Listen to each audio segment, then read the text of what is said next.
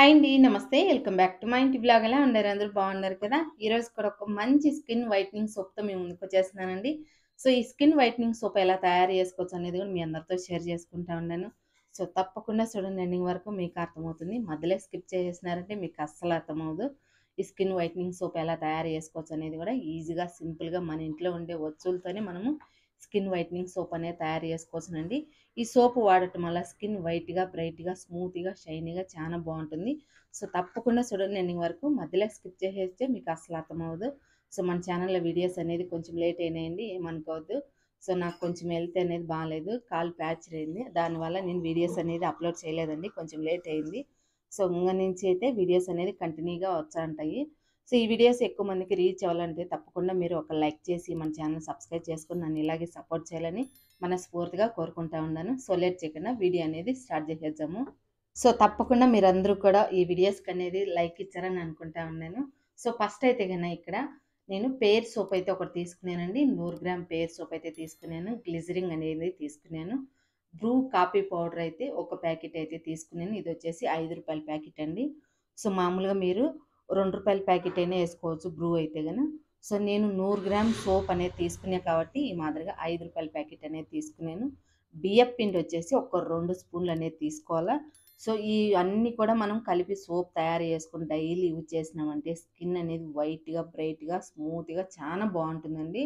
So, ఇక్కడైతే ఒక mixing bowl తీసుకొని ఒక 2 స్పూన్లు బియ్యపు పిండి అనేది వేసేసుకొని, సో, మనం ఇప్పుడైతే కాఫీ పౌడర్ కూడా అంత ఏసేసుకోవాలండి. ఇందులో అయితే ఒక్క స్పూన్ కంటే ఎక్కువ ఉండదండి. రూ. 5 ప్యాకెట్ అయినా ఒక్క స్పూనే ఉంటుంది. సో, నేను ఇక్కడైతే పెద్ద స్పూన్ తీసుకున్నాను.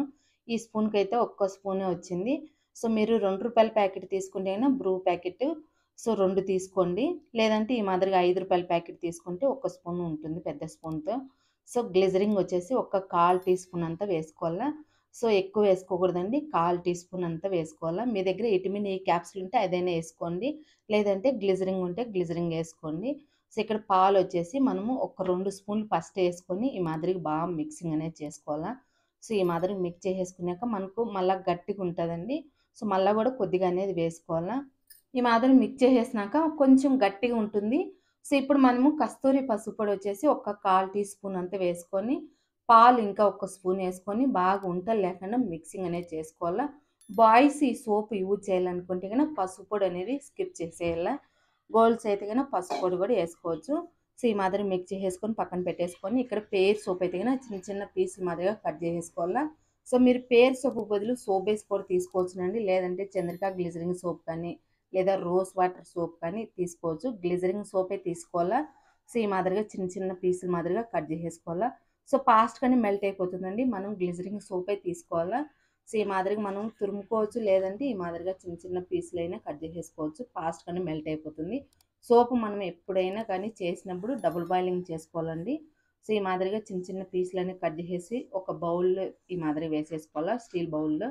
సో, ఇక్కడైతే నేను ఈ మాదిరిగా బౌల్‌లోకి ఏసేసుకున్నాక స్టవ్ పైన ఎడమపాటి ఒక డేక్షాలో నీళ్ళు వేడి చేసుకొని, నీళ్ళు వేడైనాక సోప్ గిన్నె అనేది ఈ మాదిరి పెట్టేసుకొని, స్పూన్‌తో ఈ మాదిరి మిక్స్ చేస్తామంటే ఫాస్ట్‌గా మెల్ట్ అయిపోతుంది.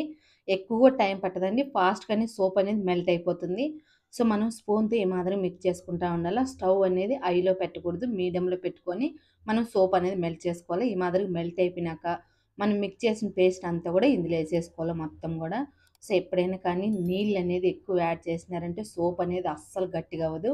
సో, మనం పాలు లేదా రోజ్ వాటర్ కూడా మనం ఏసుకోవాలంటే, సో, మనం మిక్స్ చేసే పౌడర్ మిక్స్ అయ్యేదాకా మాత్రమే ఏసుకోవాలి. ఒక 3 స్పూన్లు కానీ, లేదంటే 2 స్పూన్లు కానీ, దానికి మించి ఎక్కువ వేసుకోకూడదు. పేస్ట్ అంతా ఏసేసినాక ఉంటలు లేకుండా ఈ మాదిరిగా మిక్సింగ్ అనేది చేసేసుకోవాలా. సో, ఉంటలనేది ఉండకూడదండి. అప్పుడు బావుంటది సోప్ అనేది. సో, ఈ మాదిరి బాగా మిక్స్ చేసేసుకున్నాక మనము స్టవ్ అనేది ఆఫ్ చేసేసుకోవాలా. సో, స్టవ్ అనేది ఆఫ్ చేసేసుకొని ఇక్కడైతే నేను సోప్ మోల్డ్ అనేది తీసుకున్నానండి.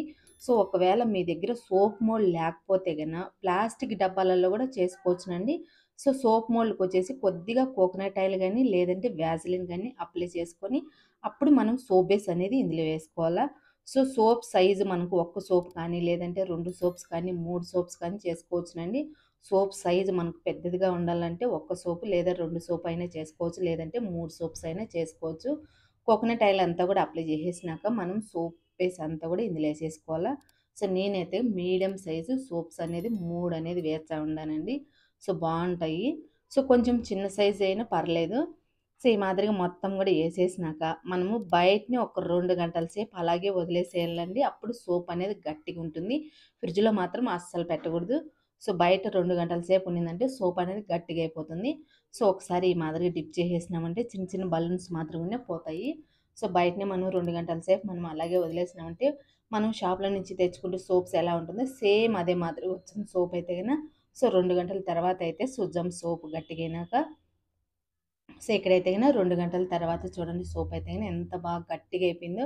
సో నేనైతే ఫ్రిడ్జ్‌లో పెట్టలేదండి. బయటనే 2 గంటల సేపు అనేది అలాగే వదిలేసినాను. సో ఈ మాదిరిగా గట్టిగా అయిపోయింది. సోప్ మోల్డ్‌లో నుంచి ఈజీగా రిమూవ్ అయిపోతుంది. ఎక్కడ అంటుకోలేదు చూడండి. సోప్ అయితే గిన సూపర్‌గా వచ్చిందండి. సోప్ అయితే గిన మనం బయట నుంచి తెచ్చుకుంటే కాపీ పౌడర్ సోప్ ఎలా ఉంటుందో సేమ్ అదే మాదిరిగా వచ్చింది. సో మనం ఇంట్లోనే న్యాచురల్‌గా ఈ సోప్ అనేది తయారు చేసుకుంటాం కాబట్టి సో ఎవరైనా యూజ్ చేయవచ్చునండి. పిల్లోళ్ళు కానీ, పెద్దోళ్ళు కానీ ఎవ్వరైనా యూజ్ చేయవచ్చు. సో మామూలుగా ఒక 5 సంవత్సరాల పిల్లోల కానించి ఈ సోప్ అనేది యూజ్ చేసుకోవచ్చు. మరీ చిన్న పిల్లోళ్ళంటే ఈ సోపు వాడకూడదు. ఎందుకంటే సో మనము చిన్న పిల్లోల కంటే వేరే సోప్ అనేది వాడతాం కాబట్టి 5 సంవత్సరాల తర్వాతనే ఈ సోప్ అనేది పిల్లోలకి యూజ్ చేయవచ్చునండి.